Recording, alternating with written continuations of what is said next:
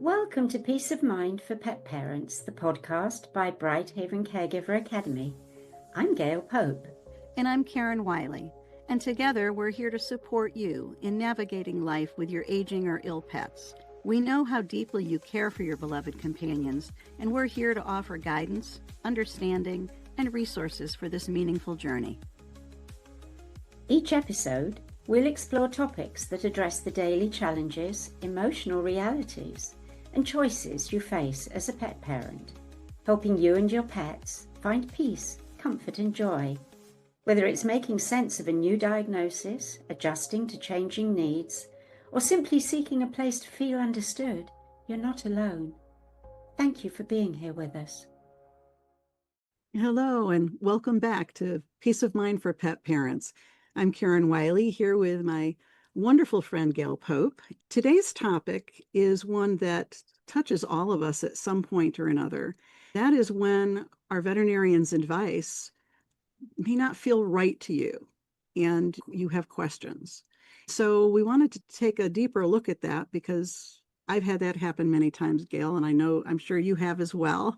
The first thing I thought we should start with is, are we even hearing each other? Making sure that before we jump to the conclusion that we're disagreeing with our vet, we really want to make sure we understand what they're advocating for, what they're recommending. So often we're leaving a vet appointment and we're paying the bill at the front desk and we're feeling confused, we're feeling overwhelmed. That's when we start having all these questions. And yet it may be a while before we can get those questions answered. What do you think? What might get in the way? I guess where I was coming from is that in that moment when your vet is describing their point of view, a diagnosis because of blood work or another test, you can just be in shock and confused by it all and not even really remembering the disease or diagnosis to know how to spell it. And so what gets in the way? Is it always the shock at the moment we're hearing from our vets? I think so. I think it's the words fear and anger come up for me quite a lot because I think when we're fearful and remembering, well, like Callie there, that these animals are our loved ones. When we have a doctor telling us that there's some bad news or something like that, then fear comes up first. Then I think a lot of people tend to get angry. They're listening and they're trying to concentrate, and all the while they're trembling inside. Then, depending on what the doctor is saying, sometimes people bluster. We get, no, that can't be right. We start to argue with them. I know when I've talked to people quite often after particular diagnoses, they've been angry with their vet.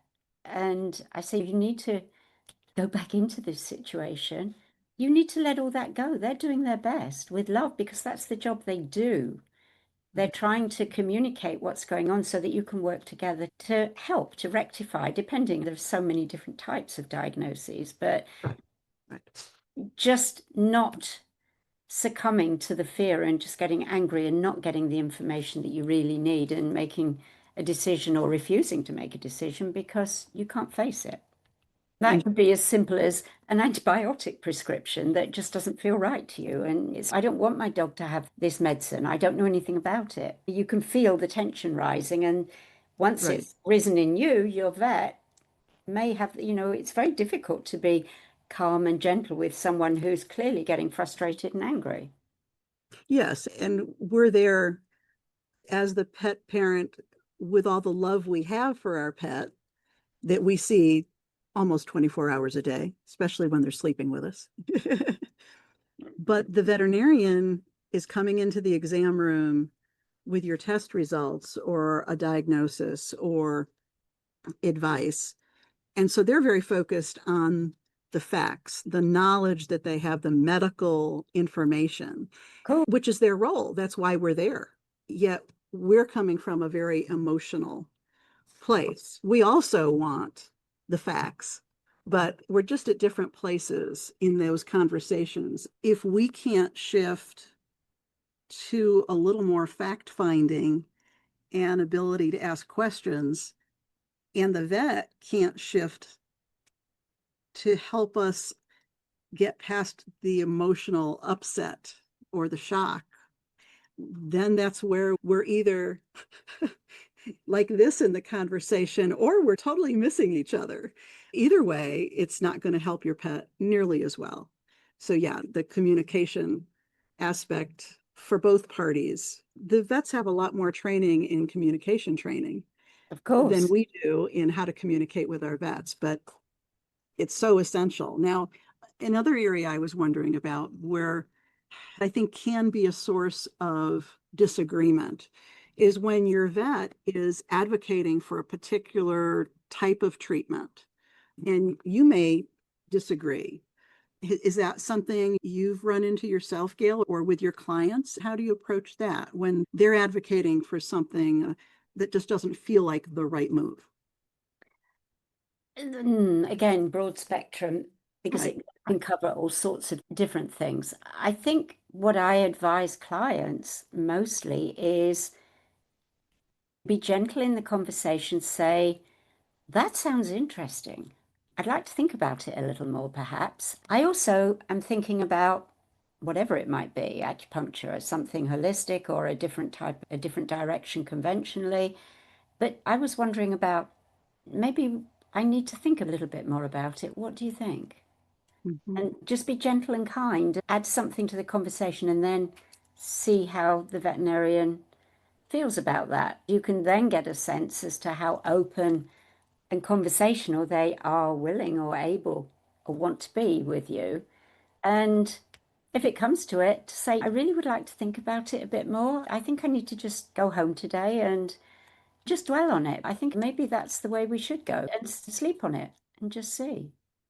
So staying open to the possibility, it can be part of it. I certainly, as you're saying that, I'm thinking back to various situations.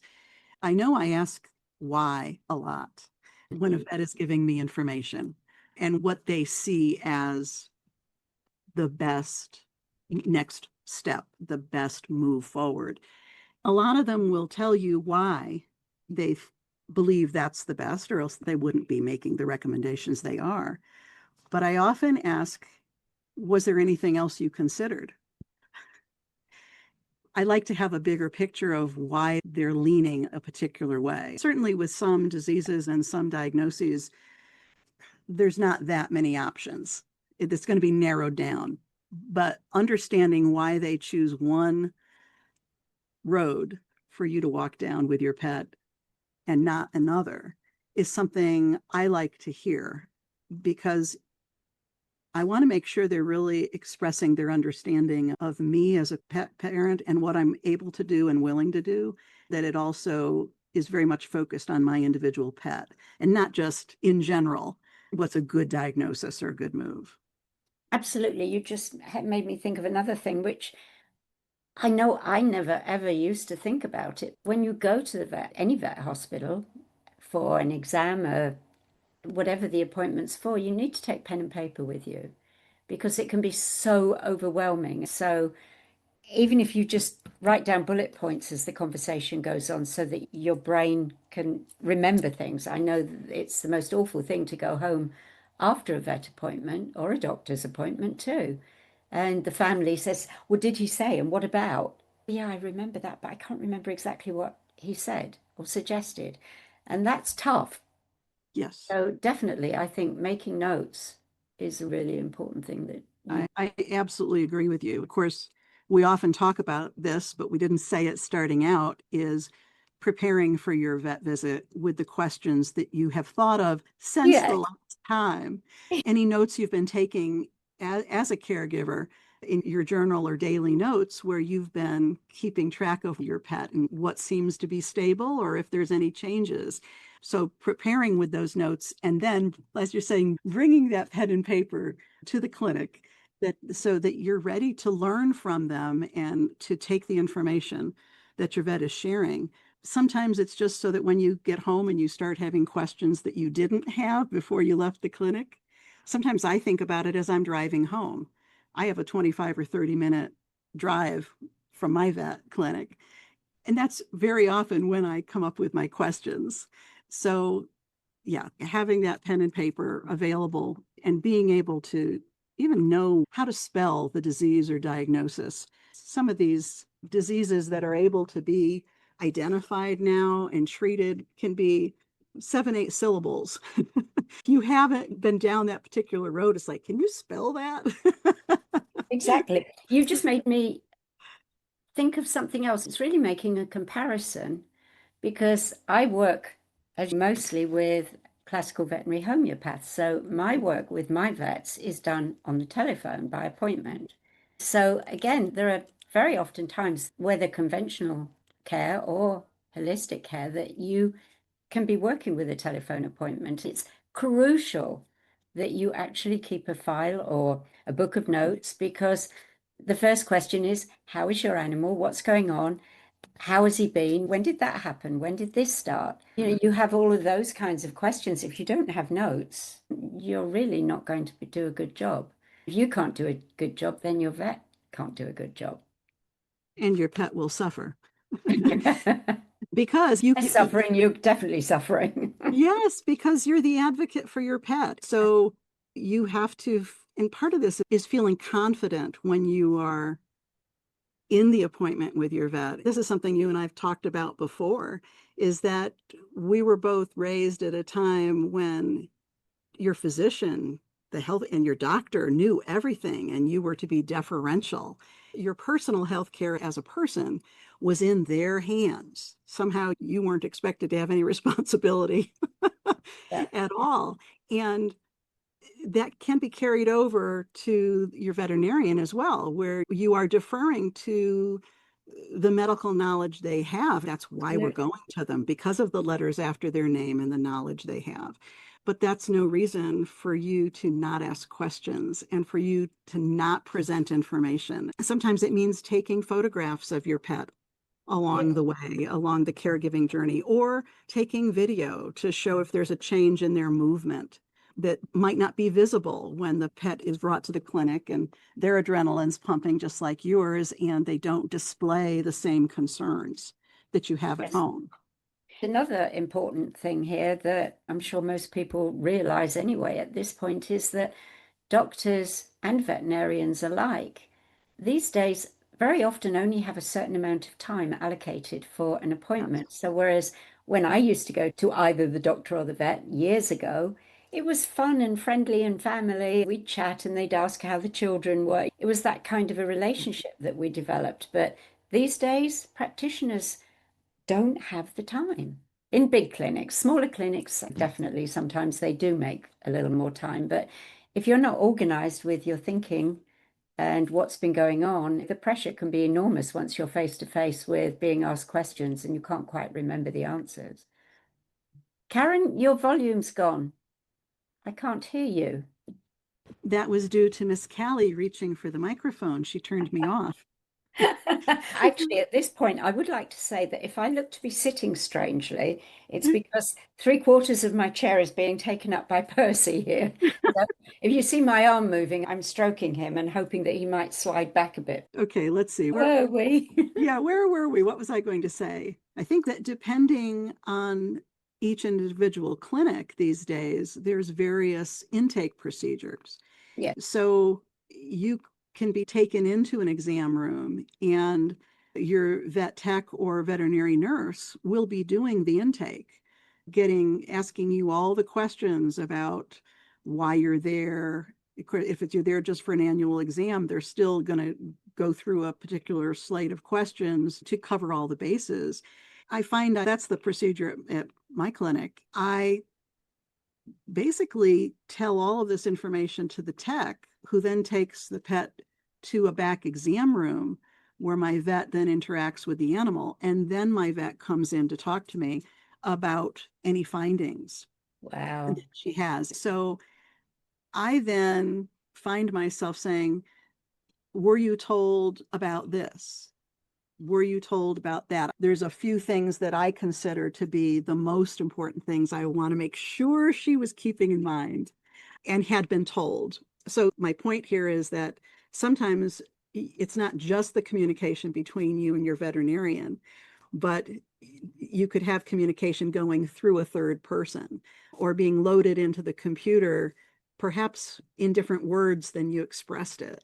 So I think we have some new challenges these days in making sure that we're on the same wavelength with our vet. That's really important. Wow. Yes. I keep hearing people telling me the different procedures that they go through. My vet that I actually go to and see, they have the same intake procedure where the vet tech generally goes through everything. She updates the computer, but then the vet himself comes into the room and sits down on the floor with us and we talk. It's much more of a friendly affair. It's a really nice approach because I don't feel that tension that's, oh my God, what's he going to say next? It's comforting. And I guess it's a really lovely, more modern, more holistically oriented approach. And it really is beneficial. It's really Yes, lovely. But I yes. think I did go to one clinic before we moved home, and there they had the same protocol as you. And I only went once, and I didn't go back there because I didn't feel comfortable with them taking my animal to be examined by the vet with me not being there. That had never happened before. Mhm. So I didn't feel comfortable about it. Yeah, this has been the procedure at my clinic for the 6.5 years I've been going there, but I think so highly of my vet that it's Work. okay because I have been able to establish an understanding with her of how I like to proceed with my pets, depending on, of course, what the issue is. But even when you're on a path that you know will be terminal at some point, whether it's a advanced kidney disease or cardiomyopathy, or there's just so many diseases and diagnoses that our pets can ultimately die from. Just makes me think of, I guess, maybe the last 2 to 3 months of Mr. Hope's life. Mr. Hope is a cat that I talk about frequently. He's the last senior I had that I took through hospice for 2.5 years and cared for at home. But in the last 2 to 3 months, my vet thought she heard a little bit of fluid in his lungs. And she said, I'm not hearing much, but I'd feel better if we do a couple x-rays so we can know one way or the other. And she says, because if it's there, then we can start treating it. So we did that. And she came into the room afterwards and she says, I did find a little bit, but he's not ready to leave the planet yet. And, we laughed. Then I said, are we doing everything that you feel we could do for him at this point? And she said, it depends on, would you want to have him hospitalized for something? Because there are different things we could do then, but I was assuming that's just not how you like to approach these illnesses. And I said, you're absolutely right. I want him home with us. So it was just having that understanding where she was ruling in and ruling out things to express to me based That, on her understanding of how I would like to handle things at home. I like to do the sub-Q fluids. I like to do the injections. I just think that becomes a very important piece. It's difficult, especially when we could have a disagreement with a vet where they're feeling something is hopeless and yet we're not done yet. And that's different from euthanasia. They sometimes can be straight up front with you and say, I really think at this point the best option is euthanasia. But there's also this time before that happens where they're just saying to you, I honestly don't know what else to do. It could move to talking about euthanasia, but you're thinking there's got to be something else. Is that when asking for a specialist would probably be a good step for people to consider, Gail? oh, I think that consideration can happen anywhere along the journey. Okay, You can have a serious something develop in a cat who's 2 or 3 years old sure. that's a difficult surgery or something that's difficult to approach, and your vet may recommend a specialist who then does a life-saving surgery and the animal lives another 20 years. I've had that happen. That's I why know you have. that's kind of springing to mind. I think at any point where you have a feeling, in all honesty, in my experience, when there's a possibility of doing more, but the veterinarian doesn't have more to offer, they understand how the process works. They understand the training of people who are specializing in certain categories. Mhm. Generally, in my experience, the veterinarian will say, I'm really not quite sure where to go next, but I really think a specialist appointment might be a good choice. And very often it really is. I think it's wonderful. It's a beautiful demonstration of humility to say, Yes. I'm not sure, let's seek a specialist opinion. It's lovely. For the most part, it's not necessarily relevant and it can cost a lot of money. Right. Certainly in a life-saving situation, whether it's chronic or an urgent situation, it's certainly something to have in your mind ready, just in case. Would it be advisable to seek a second opinion and go to a specialist? There Right. are obviously other occasions where you just don't feel comfortable with the diagnosis and you decide you want to actually see a different vet. You Right. certainly hear about people who are maybe just seeking a different approach. Right. Or their personality with their veterinarian, they just don't gel, and that happens in life. Sometimes it's Right. a good choice to see Absolutely. somebody else and see what works better. Yes. With veterinary specialists, we're seeing a broader range of specialization and training taking place for veterinarians now, just as we've seen the specializations for human health expanding. Sometimes the opportunities, the new learnings are happening so fast. A general practitioner, whether human for us or veterinarian for our pets, it's hard to keep up with all the new possibilities of treatment Oh, that are yes. out there. Like you're saying, if a veterinarian is humble enough, and I think most of them realize these days that even when they're out of school for 3 to 5 years, there can be leaps forward in treating various diseases that they wouldn't be as up on. They might read about it in a journal, but then be prompted to recommend you True. to see a specialist. Now, I guess the last area I'd like us to address, and this is one that, if I can, my little executive producer over here is doing this to my monitor, so I'm holding it in place. The last area I'd like us to take a look at is when euthanasia is recommended and we don't feel it's actually time. And I know that is very often at the heart of a pet parent's motivation to contact you as a client and ask you for your help and support to basically help them advocate for themselves and for their pet. What would you say in those situations? What do you No, say to clients that say that to you? Hey, they're recommending euthanasia, but I don't feel that it's time for that yet. that happens in two ways. The first is more rare, but it has happened where I've had a client call me from a vet hospital when they've been recommended to euthanize now.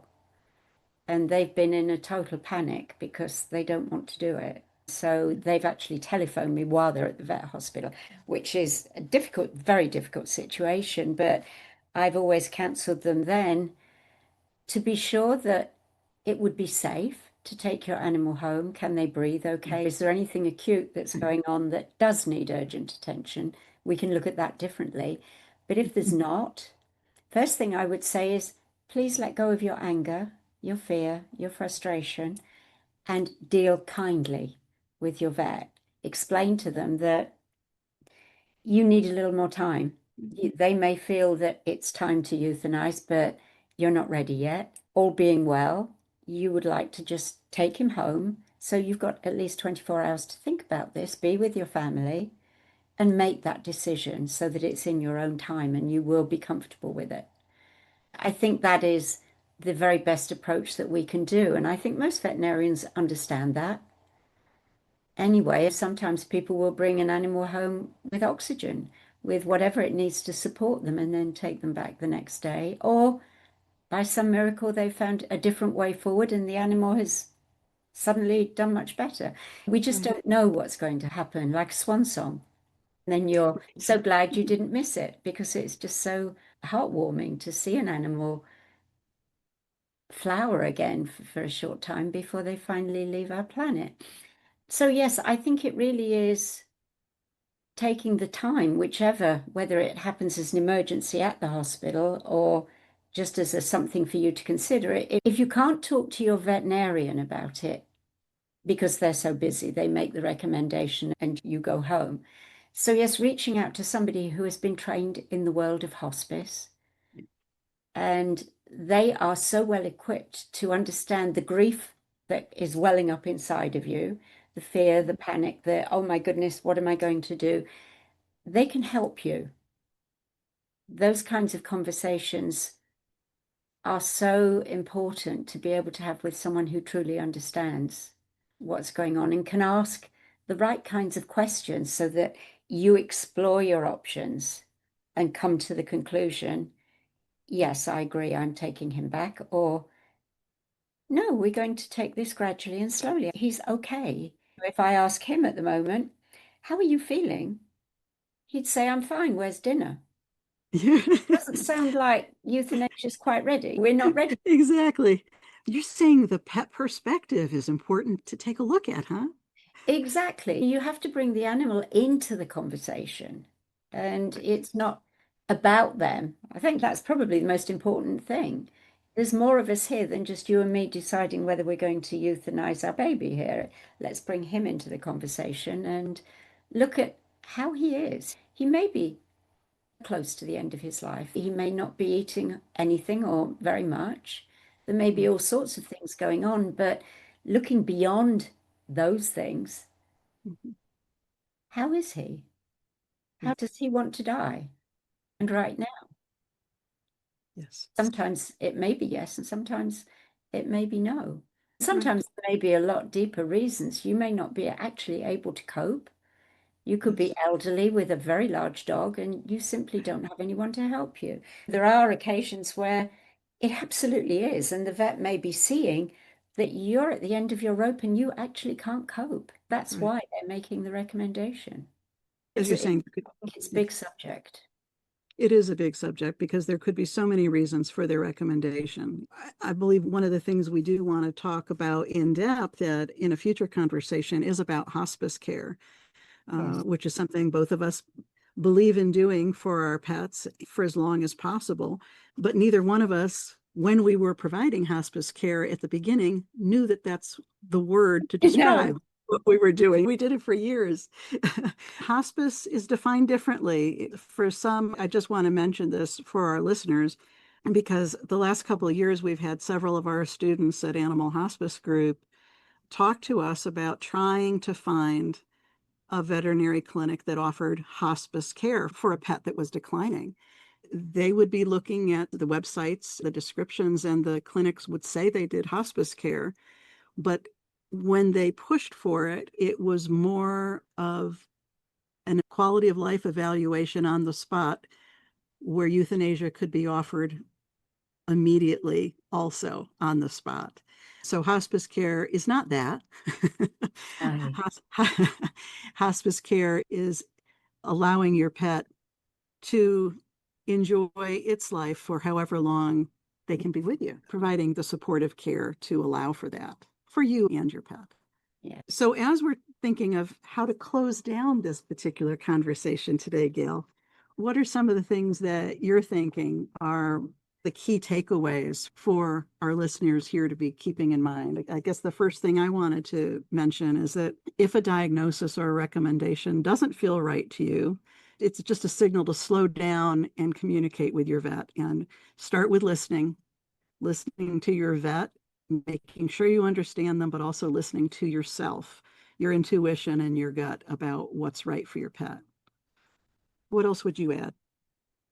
Actually, I don't think I would because I think it really is all about gathering information, weighing it up, and trusting your gut, working with your animal as well as your vet, deciding what, sometimes something as simple as let's do an x-ray, let's do this or that treatment, maybe as simple as, oh, yes, now that would give us a proper diagnosis and that would be a wonderful thing. Oh, but here I have a cat or a dog who is so sensitive, so scared, so this, so that, so old, so traumatized. I really don't, once you then bring the animal into it, sometimes that whole dynamic changes because it is about them and what they can handle and what they would want. So I think there are just so many different types of diagnoses that it really is to do your best. I think I might have said this sometimes before. Do your I best, think do maybe. it with love, and remember those baby steps. Yes. And to really have confidence in advocating for your pet because you're the one who knows your pet the best and can take their perspective into account of what your each individual pet would want, would be comfortable with, could cope with, and all of that. I think that's a great point for us to end on here. If this episode and our conversation resonated with you today, please consider looking at our video casts on YouTube or listen to our audio podcasts, whatever you would like to best listen through. Please share your thoughts with us on social media or email us directly. Don't forget to subscribe to our podcast, to our channel, so you don't miss an episode. We're pretty regular about getting these new episodes out on Thursday afternoons and Friday mornings, so you know what to look for. If you know of a friend, another pet parent who is facing some hard decisions right now, please pass this episode along. It might be exactly what they need to hear today. So thank you for spending time with us, and we'll send you love and peace of mind to you and your beloved pet. Until next time, thanks for being with us.